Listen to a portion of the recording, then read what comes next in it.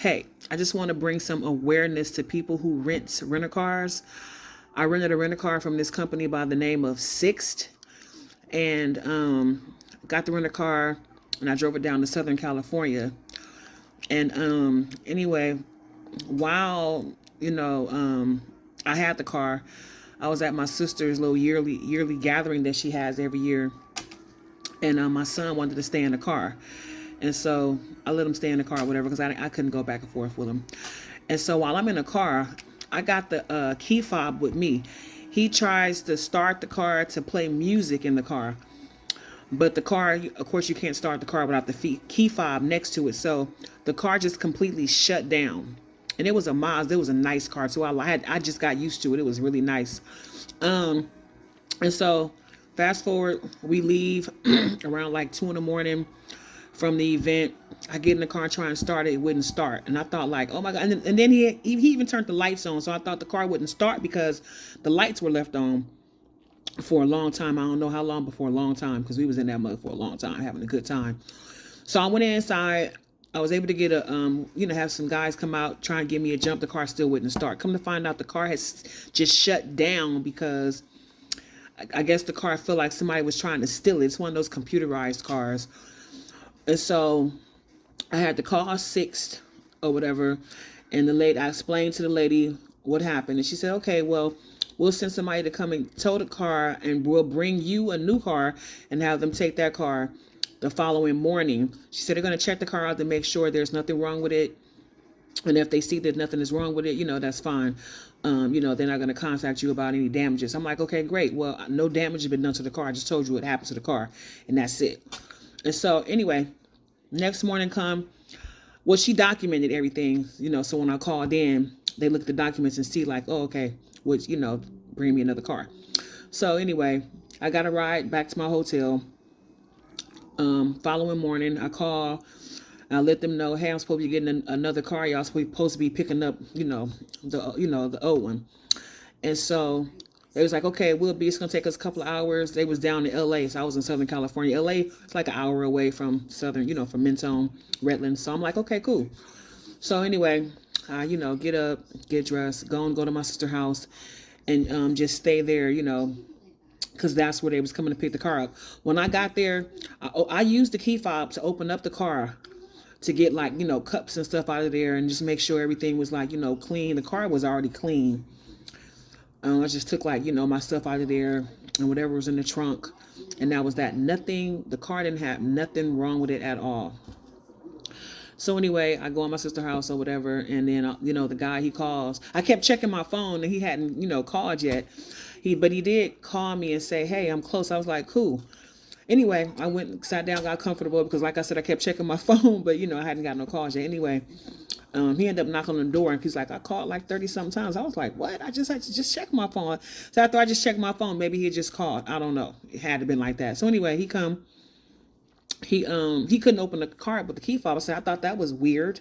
I said, because I opened it up and got all my cups and stuff out of there. So I don't know why he couldn't. So anyway, he used the key to open up the car door, and he went in there, did whatever he did, and then he gave me the keys to the new car. I got the car and I moved it out of, because he had it parked right in the middle of the street. So I got the car and I went and parked it somewhere.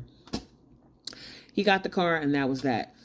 I get a email in 2 days or whatever saying that I damaged the car. And then they showed me 3 pictures of the front, and they took a picture of the steering wheel and the back of the car. And I was like, I am confused. What do you mean I damaged the car? I was like, the car wasn't damaged. The car shut down because my son was trying to start the car without the key fob, and the car just shut down. So what are you talking about? So I'm like, anyway, so I had took pictures or whatever of the car myself. Always take pictures of the rental car, always. So anyway, I sent them all my pictures, and I left, and I filled out a statement, online or whatever, letting them know. I said maybe the guy who towed the car caused some damages, because I saw him doing something to the steering wheel, and he opened up the hood of the car. You know what I'm saying? So, I'm not taking no blame for that. And it was like, oh, something about we'll let you know how much it costs and this and that. I was like, thank God I got insurance, but I'm not about to call the insurance company that I used for the rental car for what? I didn't cause no damages to the car. I'm not doing that. So after I filled out my statement and I sent them all of my pictures that I had of the car was nice. Wasn't it? That car was clean too. I like that mug. Anyway, I went to the BBB,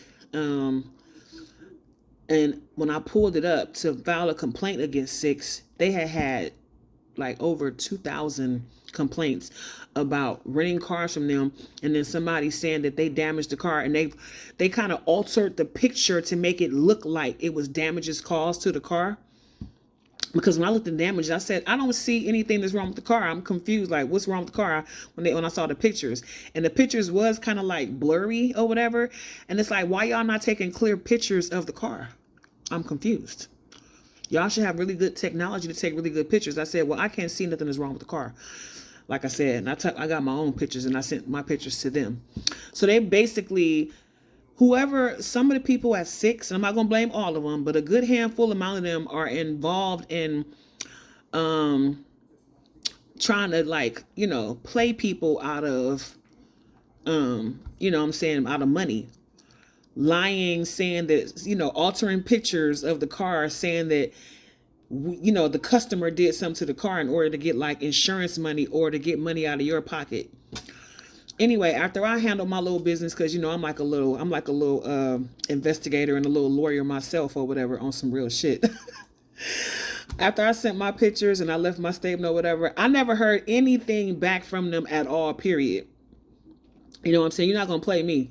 And if I'm gonna file some insurance or whatever, y'all gonna need to be trying to give me some of that money too, because you're not about to just get no money off of me, and I'm not getting paid either. It ain't going down like that. Okay, but it's not that serious or whatever anyway to do no insurance fraud shit or whatever. But I'm just like saying, if I'm not involved in it, I'm not making no money out the deal. You think you're just gonna make some money or whatever? It ain't happening, honey. It ain't happening. Well, I'm a hustler too, in a positive way. But y'all wasn't about to hustle me and think y'all gonna get some money, and then I'm not gonna get none. I'm not gonna get a cut.